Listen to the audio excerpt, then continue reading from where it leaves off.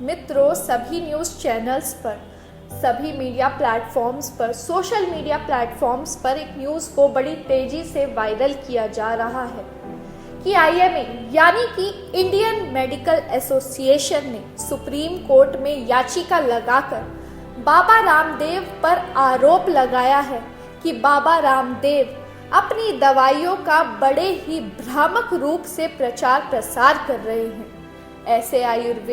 ऐसे झूठे आयुर्वेद के विज्ञापनों पर रोक लगनी चाहिए। मित्रों, आज हमारे देश में ये क्या हो रहा है? पहले हम स्वदेशी का नारा लगाते हैं, अब जब हमारे पास स्वदेशी है तो हम उसी के खिलाफ खड़े हो जाते हैं। आइए देखते हैं कि इसकी सच्चाई क्या है। पहले आप ये देखिए।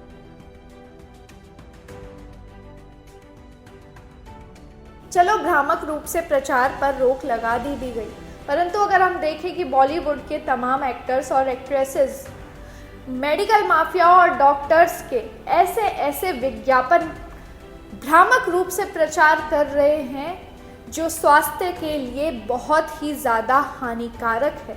हम टेलीविज़न देखते हैं, टेलीविज़न पर एडवर्टाइजमेंट देखते हैं जिस पर एक एक्ट्रेस आती है जो फेयर स्किन का दावा करती है, फिर कोई दूसरी एक्टर आती है जो लंबे बाल होने का दावा करती है, फिर कोई और एक्टर्स आते हैं जो पान मसाला शराब का विज्ञापन करते हैं। याद कीजिए कि भारत देश में 5000 से भी ज़्यादा इल्लीगल विदेशी कंपनियां व्यापार कर रही हैं। होंडा, डेल, हिंदुस्तान यूनिलीवर, नाम तो है हिंदुस्तान यूनिलीवर और काम है विदेशी कंपनी। इस तरह की कंपनियों पर रोक लगनी चाहिए। कोको कोला, पेप्सी, होंडा, ये सभी विदेशी कंपनी हैं। आखिर क्यों आईएमए इन पर जांच नहीं बिठाता या सुप्रीम कोर्ट में इन पर याचिका क्यों दायर नहीं की जाती? आज हमारे देश में आयुर्वेद पर उंगली उठाई जाती है, जहां से आयुर्वेद की उत्पत्ति हुई है, जिसका श्रेय अथर्ववेद को दिया जाता है, जिसके चिकित्सक चरक सुश्रुत धन्वंतरी का नाम एक साथ लिया जाता है और आधुनिक युग के धन्वंतरी आचार्य बालकृष्ण ने विश्व पटल पर खड़े होकर आयुर्वेद को वो गौरव दिलाया है जो इस देश के बड़े बड़े सत्ताधीश नहीं दिला पाए।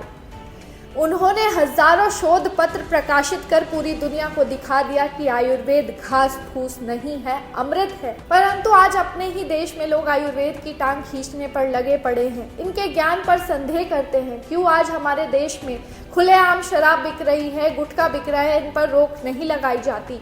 क्यों आयुर्वेद जो हमारी सनातन संस्कृति को लेकर चल रहे हैं उन पर आरोप लगाया जाता है, उनके खिलाफ आवाज़ उठाई जाती है? ऐसे तो हमारे देश में बहुत सी खराब चीज़ें हैं, शराब, गुटखा, ये तो खुलेआम बिक रहा है, इन पर आरोप अब तक क्यों नहीं लगते? क्यों ये सारी चीज़ें बंद नहीं होती?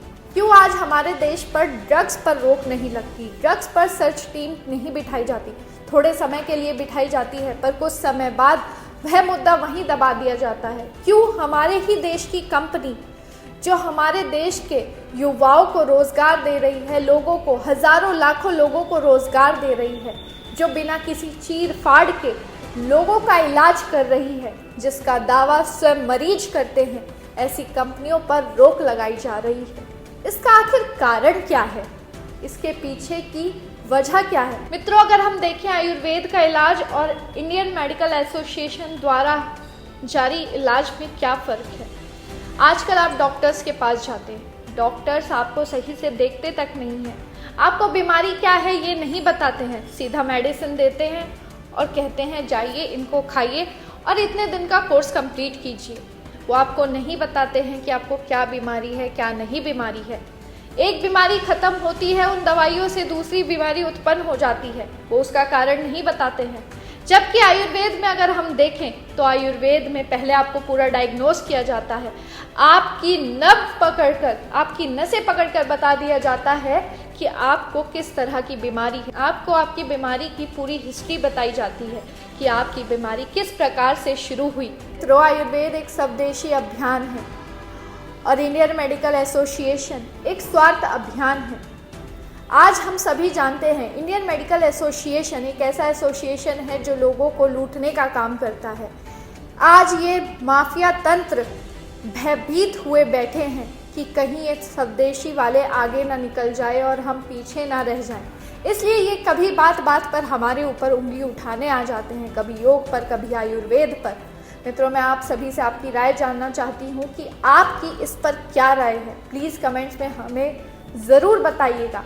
और अंत में मैं एक बात कहना चाहती हूँ कि राष्ट्र को जगाने और संस्कृति को बचाने के लिए किया गया व्यापार व्यापार नहीं होता, पुरुषार्थ होता है, परमार्थ होता है, परोपकार होता है। जय श्री राम।